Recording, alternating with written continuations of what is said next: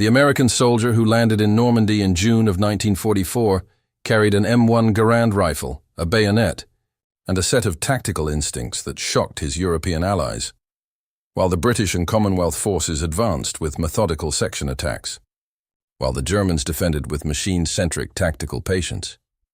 The Americans did something the Wehrmacht considered tactically illiterate. They stood up. They walked forward, and they pulled the trigger as they moved.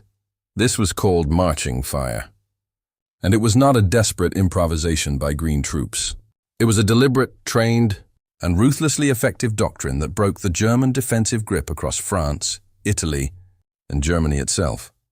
How did a single rifle company clear 6 concrete bunkers without artillery support at St. Lo? How did a squad of 11 men advance against a 50-man Panzer Grenadier counterattack at Mortain and win? The answer lies in a fundamental philosophical split between the U.S. Army and every other major European army in World War II. This is the story of how American infantry advanced differently. Not in spite of their doctrine, because of it. To understand the American way of advancing under fire, you have to go back to 1918. The Great War had demonstrated one brutal truth. The defense dominated the offense. European armies drew a simple conclusion from the Western Front. Massed infantry charges against machine guns equaled slaughter. The French responded with the doctrine of firepower supremacy. The Germans developed infiltration tactics and stormtrooper methods. The British perfected the creeping barrage and platoon-based fire and maneuver, but the Americans drew a different lesson. The fledgling U.S. Army, arriving in France in 1917, had observed the bloodletting and concluded something radical. The problem was not movement itself. The problem was stopping. When attacking infantry halted to exchange fire with a defensive position, they became stationary targets. And stationary targets died. The solution was counterintuitive. Keep moving. Keep shooting. Suppress the enemy through volume of fire delivered on the move. This idea was not entirely new. A primitive form of marching fire had been used by Prussian troops at the Battle of Königgrätz in 1866, taking advantage of the fast-firing Dries needle gun. The French had experimented with the concept using the Chauchat automatic rifle in the final months of World War I, but it was the Americans who codified the tactic into official doctrine. With the introduction of the M1918 Browning automatic rifle, or BAR, the U.S. Army had a weapon light enough to be fired from the shoulder by a moving soldier. And in the early 1920s, marching fire was written into small unit infantry manuals at Fort Benning, Georgia. By the time American troops landed in North Africa in 1942, the doctrine was 2 decades old. Every rifleman understood the theory. The squad advanced in a line. Each man fired his M1 Garand every 2 or 3 paces. The bar gunners walked forward, delivering automatic suppression. The enemy, facing a wall of incoming lead, kept their heads down, and the Americans closed the distance to grenade and bayonet range. But there was a problem. Theory and reality did not always align. General William Dupuy, who served as a battalion commander in the 90th Infantry Division, would later write critically that marching fire became a fad in some American units, almost the sole form of attack. And when it was employed against Germans who were well hidden and in very good defensive positions, as they usually were, the attacking Americans simply walked into the enemy's kill zone. The critics were not wrong. Unsupported marching fire against a determined defender was suicide. The Germans, fighting from prepared positions with interlocking machine gun fields of fire, would wait until the advancing Americans reached 50 meters. Then they would rise from their foxholes, and the suppression that had kept them pinned would cease exactly when it was needed most. So why did marching fire work? Because the Americans did not use it alone. The key to understanding American infantry tactics is combined arms integration. Marching fire was not a replacement for fire and maneuver. It was the final phase of a coordinated assault. General George S. Patton, the most aggressive advocate of marching fire in the European theater, understood this perfectly. In his training directives to the Third Army, Patton listed 3 reasons to use the tactic. First, friendly forces continued to advance rather than getting bogged down in firefights. Second, the positive action of shooting provided self-confidence to the soldier. And third, the enemy's defensive fire was reduced in accuracy, volume, and effectiveness. But Patton also insisted on supporting fires. His 81mm mortar teams remained in static positions, maintaining steady suppression throughout the assault. His 60mm mortars alternated between firing and leapfrogging forward. Light machine guns were carried and fired by one man while another fed the ammunition belt. And tanks advanced with marching fire in support of the infantry. This was the American difference. Not marching fire alone. Marching fire is the capstone of a coordinated combined arms assault. Consider a typical company attack in Normandy. July of 1944. An American rifle company of approximately 190 men is ordered to seize a German-held ridgeline with 6 mutually supporting machine gun bunkers. The preparatory phase begins at 600 hours. 3 batteries of 105mm howitzers, 18 guns total, lay down a 15-minute barrage on the German positions. Not to destroy the bunkers, concrete proves resistant to light artillery, but to kick up dust, obscure vision, and force the defenders underground. At 06:20 hours, 4 Sherman tanks of an attached armored platoon move into hull-down positions at 800 yards. They begin placing direct fire on the bunker apertures. At this range, a 75mm high-explosive round will not penetrate concrete, but the blast keeps the German gunners blind. Now the Americans do something the Germans do not expect. At 06:30 hours, 3 rifle platoons go over the start line, not crawling, not bounding by fire teams. They form a skirmish line, 60 men, shoulder to shoulder, spacing of 5 yards between soldiers. The squad leaders blow whistles, and the entire company walks forward. Each rifleman carries his M1 Garand at waist level, not shouldered. The weapon fires an 8-round clip of 30-06 ammunition, powerful enough to punch through 2 feet of dirt or penetrate light armor. Every 2 or 3 paces, the soldier pulls the trigger, not aiming precisely, pointing, keeping the enemy's head down through volume. Behind the skirmish line, 2 M19-19 Browning medium machine guns on tripods fire overhead from 400 yards. Their bullets pass just above the advancing heads of the American riflemen, a technique requiring careful coordination and nerve. The noise is overwhelming. The dust is choking. The Germans in their bunkers cannot lift their eyes above the firing slits. At 06:45 hours, the Americans reach 100 yards from the first bunker. The squad leaders shift their formations. 2 fire teams from each squad, 8 men total, drop into prone positions and pour aimed fire at the bunker apertures. The third fire team, 4 men, rushes the final 50 yards. 1 man carries a bazooka. 1 man carries a satchel charge of TNT. 1 man carries a white phosphorus grenade. 1 man carries the wire pull for a Bangalore torpedo. The bazooka man fires at the bunker door. The rocket impacts, and the German crew inside staggers but does not break. The satchel charge man crawls to the side of the bunker and places his explosive directly against the ventilation shaft. He pulls the fuse. 7 seconds later, the bunker goes silent. By 07:15 hours, all 6 bunkers are cleared. The American company has suffered 14 casualties. The German defenders have lost 42 men captured and an estimated 30 killed. This was the American system. Relentless forward pressure, heavy supporting fires, and courage at the point of contact. But what happened when the supporting fires were not available? What happened when a single squad or platoon had to advance alone without tanks or artillery or heavy machine guns? The answer is found in the small unit battle drill that would define the final year of the war in Europe. And the Germans were about to learn a terrible lesson in the hedgerows of Normandy. July 11, 1944. The 83rd Infantry Division, the Thunderbolt Division, is fighting through the bocage country southeast of St. Lo. The terrain is a nightmare for attackers. Ancient hedgerows, earth berms 5 feet high and topped with tangled thickets of brambles and trees, divide the landscape into thousands of small, irregular fields.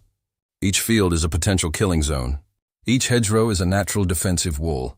The German defenders, veterans of the Eastern Front, have turned the bocage into a fortress. Hidden machine gun positions cover every approach. Mortars are pre-registered on every open field. Snipers occupy the upper stories of the few stone farmhouses. The 2nd Battalion of the 331st Infantry Regiment receives orders to advance 1 mile and seize the town of Saint-Denis. The battalion commander, Lieutenant Colonel Charles McNider, a World War I fighter ace who had been recalled to active duty at age 52, looks at his map and sees what his superiors do not see. The direct road is blocked by 4 prepared German defensive positions, each supported by mortars and anti-tank guns. MacNider makes a decision that violates every conventional military textbook. He sends his 3 rifle companies forward in a line of skirmishers across open fields. No tanks are available. Artillery support is limited to 1 battery of 105mm howitzers with less than 50 rounds remaining. The men are exhausted, having been in combat for 18 consecutive days.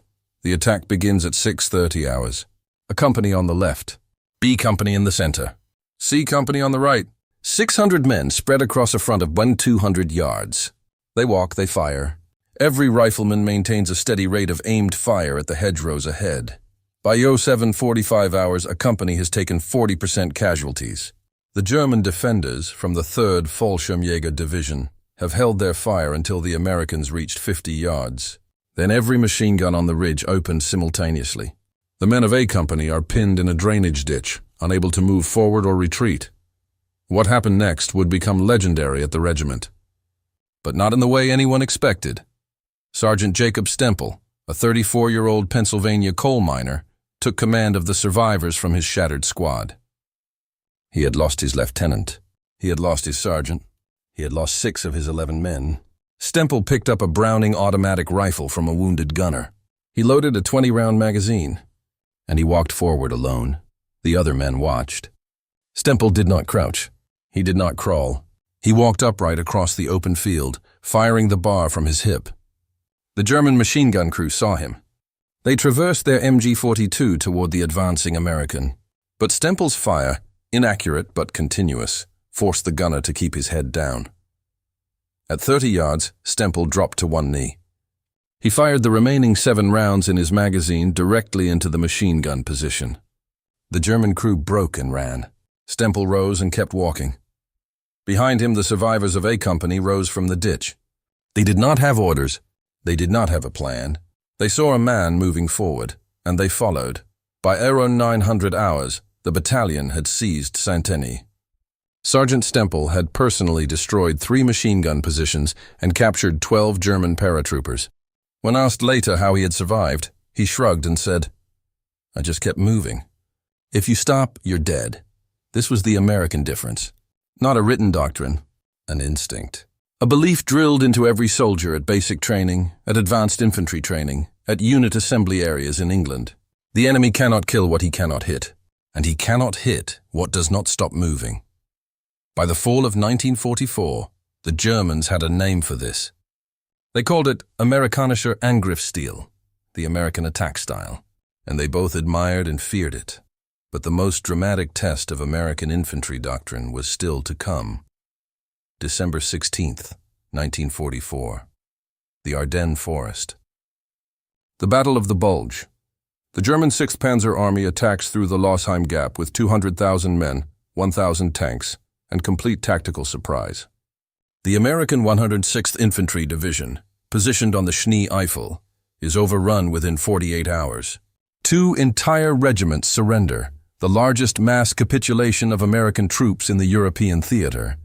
But 50 miles west, at the vital road junction of Saint-Vith, a different story unfolds. The 7th Armored Division, supplemented by remnants of the 106th Division and the 9th Armored Division, establishes a hasty defense. The orders are simple. Hold for 48 hours to allow reinforcements to reach the critical city of Bastogne.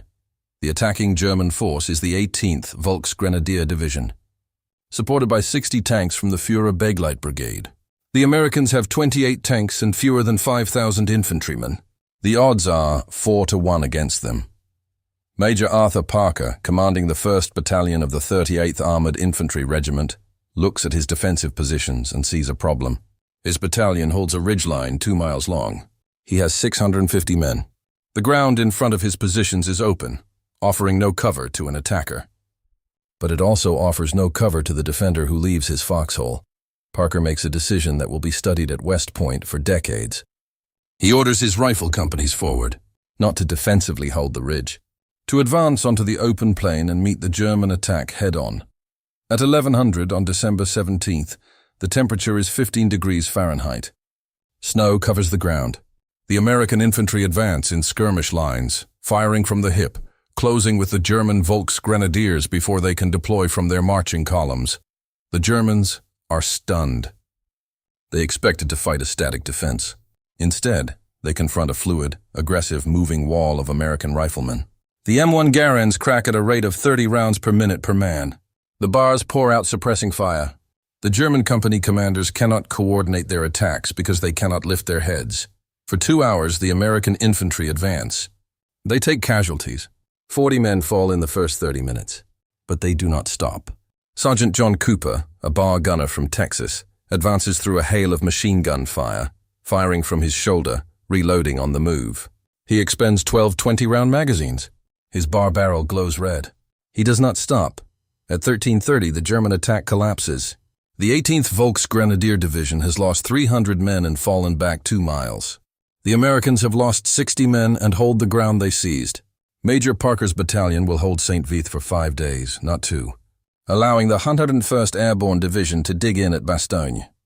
Sergeant Cooper receives the Distinguished Service Cross. In his citation, the phrase appears, displaying complete disregard for personal safety, advancing under fire with such aggression that the enemy's defensive fires were rendered ineffective. That was the American way. Aggression as armor, movement as protection, and firepower delivered not from static positions, but from the advancing boots of the riflemen themselves. By May of 1945, the war in Europe was over.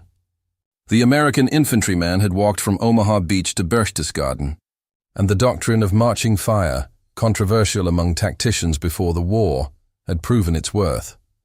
The numbers tell the story. American rifle companies in World War II suffered lower casualty rates per day of combat than their British or German counterparts. Not because they were better marksmen, not because they had better equipment, though the M1 Garand was superior to the German Kar-98K and the British Lee Enfield. But because they spent less time pinned down in the open. General William Dupuy, who had criticized marching fire as a fad in 1944, later revised his assessment. He wrote that when properly supported by static heavy weapons, the tactic was devastating. The key was not marching fire alone, but the combination of moving riflemen and stationary machine guns, mortars, and artillery. The Germans never adopted the tactic. Their tactical system, built around the MG-42 machine gun as the squad's primary weapon, was fundamentally defensive. The riflemen in a German squad existed to protect the machine gun. The riflemen in an American squad existed to close with the enemy. By the end of the war, the German High Command issued urgent directives to copy American infantry tactics. But it was too late. The soldiers who had learned to advance under the shadow of the MG-42 could not unlearn their training. The German infantryman remained tied to his machine gun, and the American infantryman kept walking. In 1946, the U.S. Army published its official history of infantry operations in Europe. The conclusion was clear. The American infantryman's ability to advance while delivering effective fire was the single most important tactical factor in the defeat of the German Army in the West. 700,000 American infantrymen served in Europe. 40,000 gave their lives. They came from farms and factories, from cities and towns. They were not professional soldiers. They were citizens in uniform who learned one lesson better than any army in history. When the enemy shoots at you, do not stop. Do not duck. Do not wait for orders. Advance. Fire. And trust that the men beside you are doing the same. This was the American way. This was just one of countless untold stories from the Second World War. Subscribe to WWII Records as we continue to bring these forgotten chapters of history back to life.